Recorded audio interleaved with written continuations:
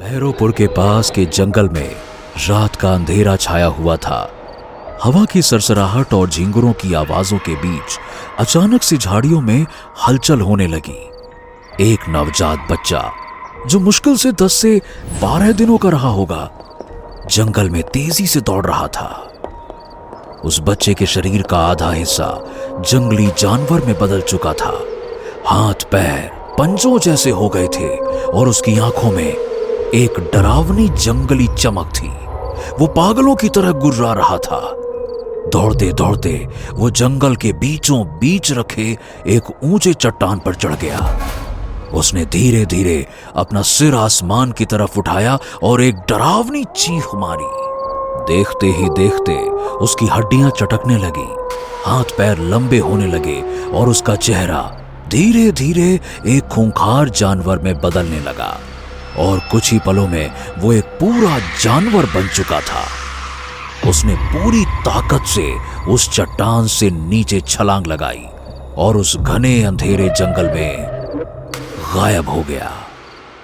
वो बच्चा कोई और नहीं, भैरवपुर के सबसे दबंग और रसूखदार ठाकुर रघुवीर सिंह का 12 दिन का बेटा सूर्या था। कोंकण जिले में पहाड़ों और घने जंगलों के बीच एक छोटा सा गांव था, भैरवपुर। आज वहां के जमींदार ठाकुर रघुवीर सिंह के घर जश्न का माहौल था। शादी के कई साल बाद उनके घर एक लड़के का जन्म हुआ था और आज बच्चे के जन्म का 12वां दिन था और इसी खुशी में ठाकुर ने पूरे गांव को दावत पर बुलाया हुआ था।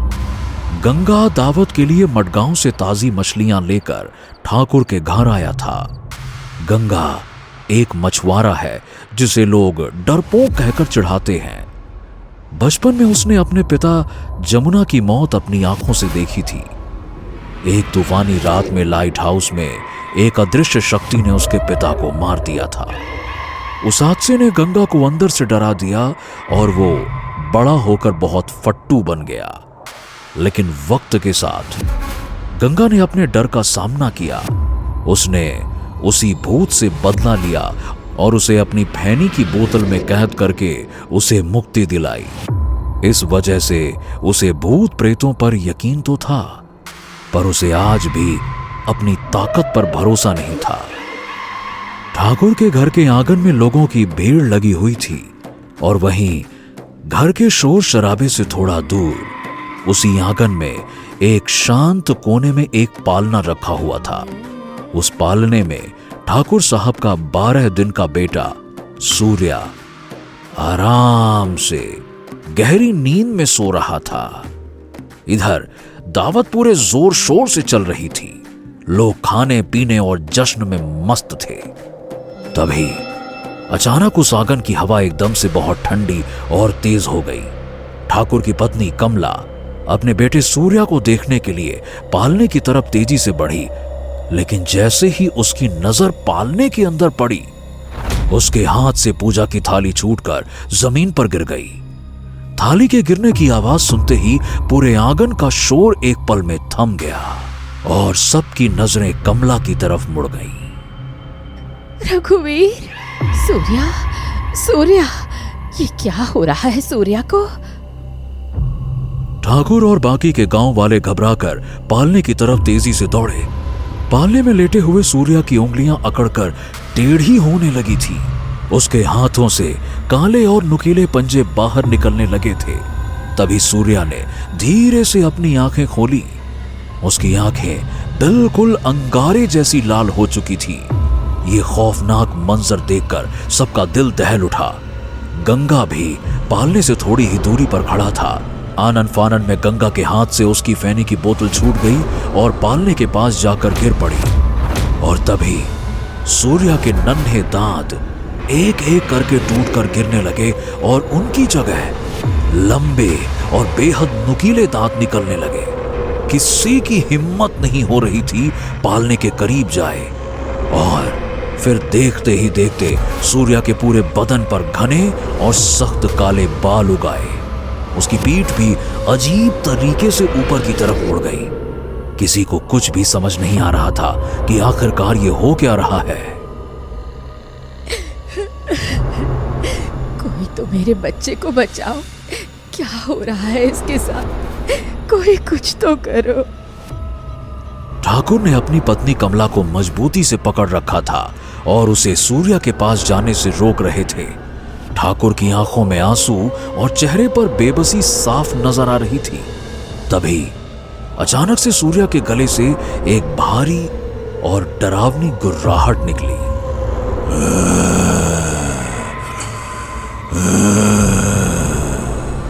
वो आवाज किसी नवजात बच्चे की नहीं बल्कि किसी खूंखार जंगली जानवर की थी। हे भगवान, ये बच्चा नहीं, अरे ये तो कोई शैतान है। अरे भागो यहाँ से, भागो भागो। आंगन में अफरा तफरी मच गई। लोग इधर उधर भागने लगे। ठाकुर रघुवीर कांपते हुए घुटनों के बल जमीन पर बैठ गए और उनके आंसू थमने का नाम नहीं ले रहे थे। सूर्या, ये तुझे क्या हो गया? अरे कोई तो मेरे बच्चे को बचाओ, कोई तो बचाओ। मेरा सूर्या, मेरा सूर्या। तभी सूर्या एक जानवर की तरह पालने के ऊपर उछलकर खड़ा हो गया। सूर्या का पूरा बदन काला हो चुका था। उसने एक बार अपने चारों तरफ देखा, अपने नुकीले दांत दिखाए और जोर से गुर्राया।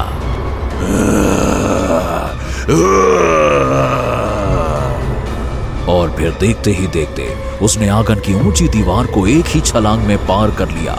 घर के बाहर निकलते ही वो सामने फैले घने अंधेरे जंगल की तरफ दौड़ पड़ा और कुछ ही पलों में वो गायब हो गया। सूर्या!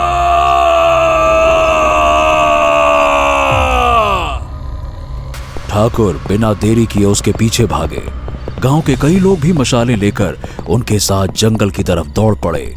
कई घंटों तक सब लोग जंगल में सूर्या को ढूंढते रहे। पूरा जंगल छान मारने के बाद भी सूर्या का कोई नामो निशान नहीं मिला। न उसकी आवाज सुनाई दी, न उसकी परछाई दिखी।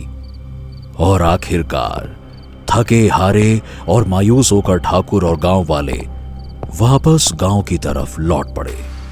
लेकिन सबके दिल में बस एक ही सवाल था, सूर्या कहां है और उसके साथ हुआ क्या था।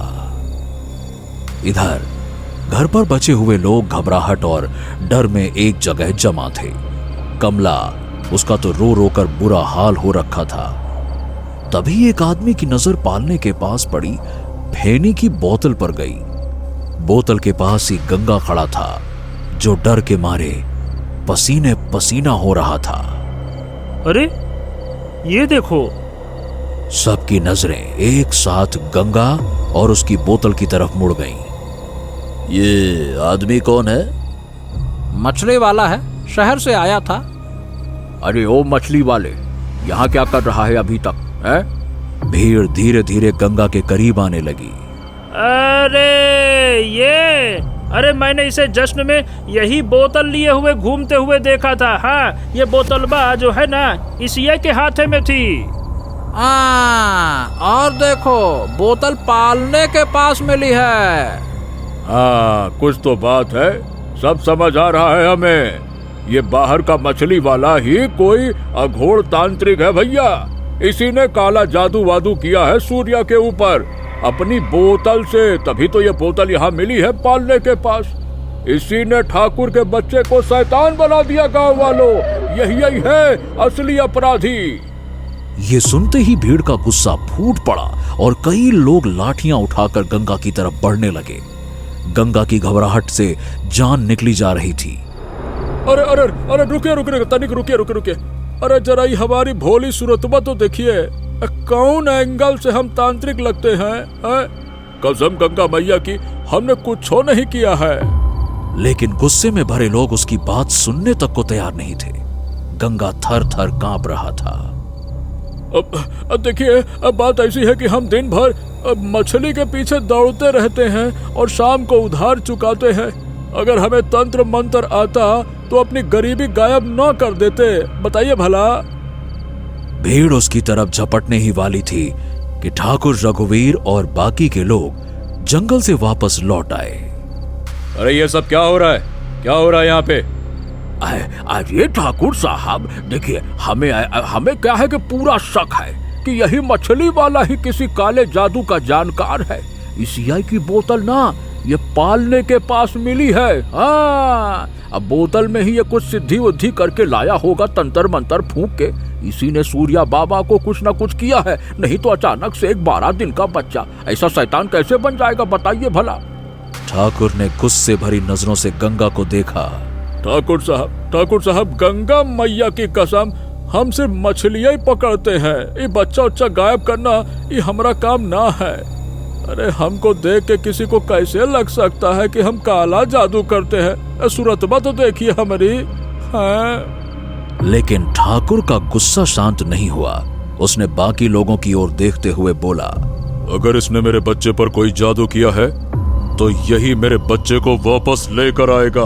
बस सुन, कल सुबह तक मेरा बेटा सूर्या मुझे जिंदा वापस मिल जाना चाहिए, और अगर मेरा बेटा वापस नहीं आया, ठाकुर ने मशाल की आग की तरफ इशारा किया, तो तुझे इसी गांव के बीच जिंदा जला दिया जाएगा।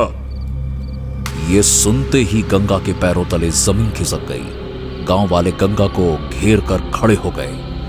गांव वालों ने गंगा को पकड़ लिया, उसके हाथ पैर मजबूत रस्सी से बांध दिए और उसे घसीटते हुए एक पुराने सुनसान कमरे में बंद कर दिया। दरवाजा बंद होते ही गंगा का हौसला टूट गया। वो जमीन पर बैठ गया और सिर पकड़कर रोने लगा। 2 घंटे निकल चुके थे। गंगा चुपचाप बैठा अपनी किस्मत को कोस रहा था, लेकिन उसे एहसास हुआ कि रोने से उसकी जान तो नहीं बचने वाली। अगर बचना था तो कुछ ना कुछ तो करना पड़ेगा। उसने अपने आंसू पोंछे और अंधेरे में इधर उधर देखने लगा। तभी उसकी नजर दीवार पे लगी एक पुरानी जंग लगी लोहे की कील पर पड़ी। वो धीरे धीरे खिसक कर दीवार के पास पहुंचा और अपने हाथों की रस्सी को उस कील से रगड़ने लगा। काम आसान नहीं था। रस्सी बड़ी मजबूत थी और कील हालांकि पुरानी थी तो थोड़ा कमजोर थी, पर हर रगड़ के साथ उसके हाथ भी छिल रहे थे और पसीना उसके चेहरे से टपक रहा था। वो फिर भी पूरी ताकत से रस्सी को रगड़ रहा था। उसकी कलाइयों पर घाव पड़ गए, लेकिन उसने हार नहीं मानी।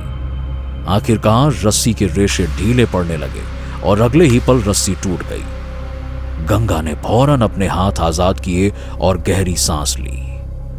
कई घंटों बाद पहली बार उसे लगा कि शायद वो जिंदा बच सकता है। अब गंगा आजाद था, लेकिन असली मुश्किल तो अब शुरू होने वाली थी। कमरे से बाहर निकलना और उस शापित बच्चे का राज समझना अब उसकी जिंदगी और मौत का सवाल बन चुका था। उसने कमरे की जमीन पर पड़ी अपनी फैनी की बोतल को उठाया। उस बोतल को देखते ही गंगा की जान में जान आ गई। उसने बोतल को चूमा और बोला, अब तुम ही एकमात्र सहारा हो। उसने उस बोतल को अपने झोले में डाल लिया और उस कमरे से चुपचाप बाहर निकल गया। गंगा गांव की सुनसान गली से गुजर रहा था।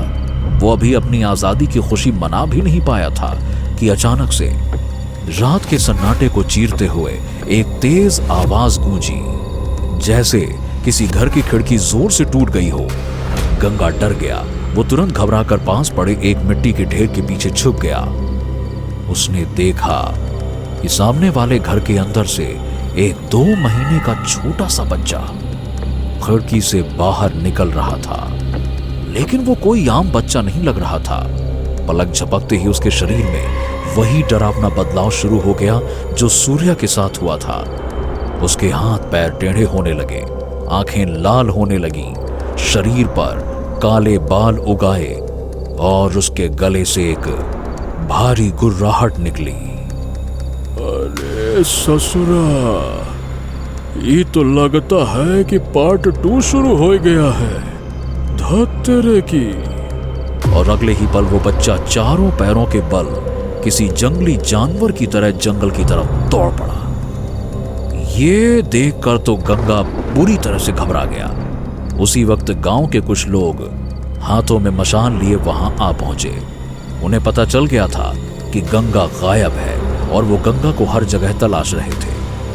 गांव वालों को देखकर गंगा के मुंह से एक दबी हुई चीख निकल गई। वो चीख सुनकर गांव वाले उस मिट्टी के ढेर की तरफ मुड़े। उनकी मशाल की रोशनी में उन्हें गंगा वहां छुपा बैठा दिख गया। अरे ये देखा, ये रहा मछुआरा, ए वहां है, पकड़ो इसको, पकड़ो। ये सुनते ही सारे गांव वाले मशालें लेकर गंगा की तरफ दौड़ पड़े। गंगा ने पीछे मुड़कर देखा, दर्जनों मशालें उसकी तरफ बढ़ रही थी। हे भगवान, ये कैसी मुसीबत है, आगे कुआं पीछे खाई, कहाँ जाई अभी गंगा भाई। जय बजरंगबली, अब आप ही सहारा हो। अपनी जान बचाने के लिए गंगा उल्टे पांव भागा। वो खेतों से गुजरा, पतली पगडंडियों से निकला और देखते ही देखते सीधा जंगल की तरफ दौड़ पड़ा। गांव वाले भी उसके पीछे जंगल के किनारे तक आए, लेकिन अंधेरा इतना घना था कि कुछ दूर जाने के बाद गंगा उनकी नजरों से गायब हो गया और गांव वाले वापस लौट आए। उधर गंगा बिना रुके जंगल के अंदर भागता रहा। कुछ देर बाद वो जंगल के बीचों बीच आकर रुक गया और जोर जोर से हाँफ रहा था।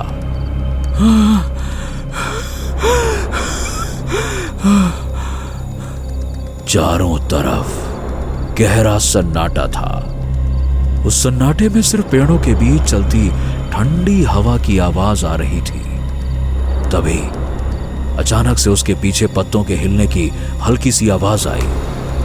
गंगा धीरे धीरे पलटा।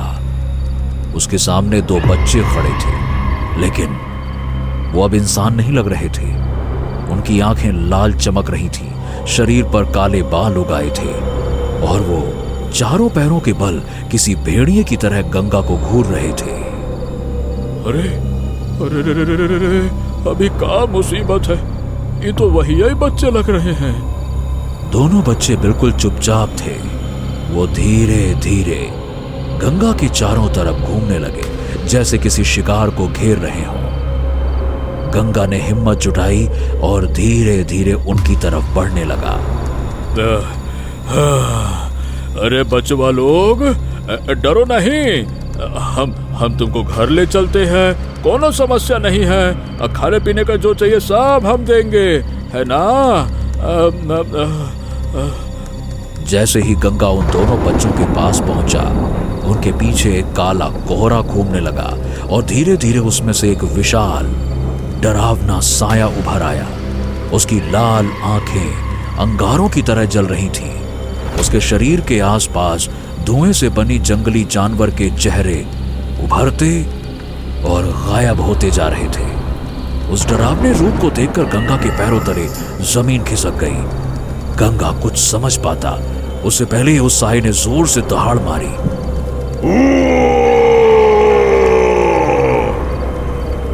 उस दहाड़ से चारों ओर एक तेज हवा का बवंडर उठा, जिसने गंगा को हवा में उछालकर दूर फेंक दिया। वो कई फीट दूर जाकर जमीन पर गिरा और लुढ़कता हुआ एक बड़े पत्थर से आकर टकरा गया। गंगा दर्द से करा ही रहा था कि वो साया पल भर में उसके सामने आकर खड़ा हो गया। उसने गंगा को गले से पकड़कर हवा में उठा लिया। गंगा के हाथ पैर तड़पने लगे, उसकी सांसें रुकने लगीं। फिर साये ने उसे पूरी ताकत से दूर फेंक दिया। गंगा दोबारा जमीन पर जा गिरा और देखते ही देखते वो दोनों बच्चे चट्टान पर चारों पैर के बल बैठे थे। कभी वो जमीन को पंजों से खुरच रहे थे, कभी हवा को सूंघ रहे थे और कभी किसी भेड़िए की तरह गुर्राते हुए गंगा को घूर रहे थे। गंगा ने झट से अपने झोले के अंदर हाथ डाला और फेनी की वो बोतल निकाली। उसके दिमाग में वो लाइट हाउस की रात घूम रही थी। उसने झटपट बोतल का ढक्कन खोला और उसे हवा में उस साए की तरफ तान कर खड़ा हो गया।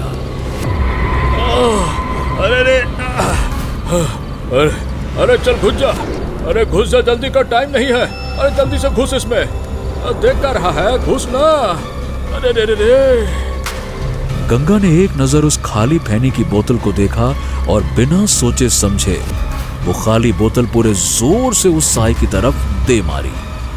जैसे ही वो बोतल उस साए से टकराई, एक भयानक तेज चीख गूंजी और अगले ही पल वो साया उस खाली फैनी की बोतल की तरफ खींचता चला गया और उस बोतल के सामने चुपचाप खड़ा हो गया। हाँ, क्या है? हालचाल ठीक है? चलो अब बताओ, क्या दुश्मनी है तुम्हारी इस पूरे गांव से? है काहे ही मासूम बच्चों को मार रहे हो? बोलो। दुश्मनी दुश्मनी दुश्मनी मेरी बच्चों से कोई दुश्मनी नहीं है। पर ये गांव वाले, इन गांव वालों को मैं कभी माफ नहीं कर सकता। आज मैं तुम्हें वो सच बताऊंगा जिसे इस भैरवपुर के गांव वालों ने सदियों तक मिट्टी के नीचे दबा रखा है। मैं भैरवानंद हूं, श्मशान का साधक, तंत्र का ज्ञाता। मैं इस गांव में रहता था। लोग मुझसे डरते भी थे और मदद भी मांगते थे, लेकिन एक दिन गांव के कुछ बड़े लोगों ने अपने पाप और काले राज छिपाने के लिए मुझे ही दोषी बना दिया। उन्होंने मुझे धोखे से पकड़ा, मेरे हाथ पैर लोहे की मोटी जंजीरों से बांध दिए और इस पत्थर पर छोड़ दिया, जंगली जानवरों के सामने जिंदा। भैरवानंद की आंखों में सदियों पुराना दर्द और गुस्सा साफ दिख रहा था। मैं चीखता रहा, रहम की भीख मांगता रहा, रोता रहा, गिड़गिड़ाता रहा, मांगता रहा, भीख छोड़ दो, छोड़ दो, छोड़ दो। लेकिन किसी ने मेरी एक ना सुनी और देखते ही देखते जंगल के जानवर मेरे शरीर को जिंदा नोचने लगे। जब मेरी सांसें टूट रही थी, तब मैंने अपने खून से एक आखिरी तंत्र रचना शुरू किया, एक ऐसी सिद्धि जिसे तंत्र की दुनिया में रक्त सिद्धि कहा जाता है। रक्त सिद्धि? अभी का बवासीर है? हाँ, रक्त सिद्धि खून, बदले और आत्मा की सबसे भयानक सिद्धि। इस सिद्धि में साधक अपनी मौत के पल में अपने खून, अपने दर्द और अपनी आत्मा को एक मंत्र चक्र में बांध देता है। उस पल मेरा खून सिर्फ खून नहीं रहा था, वो मेरी नफरत, मेरा दर्द और मेरा बदला बन चुका था। बदला। मैंने पूरे भैरवपुर को एक श्राप दिया। इन गांव वालों ने मुझे जानवरों के आगे फेंका था ना, और अब इस गांव के हर घर से जानवर पैदा होगा। हर पीढ़ी में गांव के बच्चे मेरी तरफ खींचे चले आएंगे। उनका खून मुझे शक्ति देगा और इस गांव के हर एक आदमी का वंश धीरे धीरे खत्म हो जाएगा। खत्म हो जाएगा, खत्म हो जाएगा। देखो, अब वो सब तो ठीक है भैरवानंद, माना कि गांव के कुछ लोगों ने तुम्हारे साथ गलत किया, पर ये बताओ, ये तो मासूम बच्चे हैं ना, इन्होंने तुम्हारा क्या बिगाड़ा है? देखो मेरी मानो, ये बदला छोड़ो और इन बच्चों को सही सलामत गांव वालों को लौटा दो। इन सबसे कुछ नहीं मिलने वाला। अच्छा, छोड़ दूं मैं इनको? भूल जाऊं कि इन गांव वालों ने मेरे साथ क्या किया था? भूल जाऊं मैं? तभी एक जोर की बिजली कड़की और तांत्रिक भैरवानंद ने अपनी आंखों से उन बच्चों को इशारा किया और अगले ही पल दोनों बच्चे एक साथ गंगा पर झपटे। अरे बाप रे, रुको जरा, अरे रुक जाओ भैया, अरे बेटवा रुक जाओ, मैंने क्या किया है तुम्हारे साथ? रुको। गंगा बचने के लिए झट से नीचे झुक गया। नीचे झुकते ही उसका ध्यान फैनी की बोतल से हटा और वो बोतल, जो अब तक भैरवानंद के सामने झूल रही थी, धीरे धीरे नीचे आने लगी। ऐसा होते ही भैरवानंद के ऊपर बोतल का असर खत्म होने लगा। ये देख के गंगा को लगा कि अब तो उसकी मौत तय है। उसने बिना कोई समय गवाए झट से लपक कर नीचे आती हुई बोतल को पकड़ लिया भैरवानंद अब गंगा की उस जादुई बोतल की पकड़ से आजाद तो हो चुका था। गंगा ने पलक झपकते ही वो बोतल उस पर झपटते हुए शैतानी बच्चों की ओर फेंक दिया। ऐसा करते ही वो दोनों वहीं के वहीं रुक गए। और ये सब देखकर भैरवानंद को ये तो समझ में आ चुका था कि गंगा कोई मामूली इंसान नहीं है। उसने मौके का फायदा उठाकर इस जंगल से जाने में ही अपनी भलाई समझी। ए मूर्ख आदमी, तुझे पता नहीं है कि तूने किससे पंगा लिया है? भैरवानंद हूं मैं, भैरवानंद, रक्त सिद्धि का ज्ञाता। अभी तो मैं जा रहा हूं, पर मैं वापस आऊंगा और वापस आने पे तेरा नामो निशान नहीं होगा। मैं तुझे मिटा दूंगा। मैं आऊंगा।